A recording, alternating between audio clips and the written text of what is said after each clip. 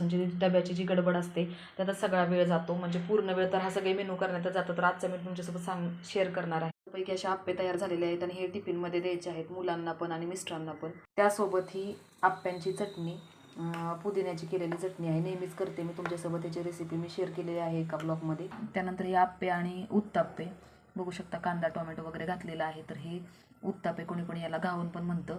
त्यासोबत खाण्यासाठी पिवळ्या बटाट्याची भाजी. तर हा आजचा मेनू आहे आणि असे बरेच मेनू करावे लागतात. आणि त्यानंतर ही तिळाची पोळी.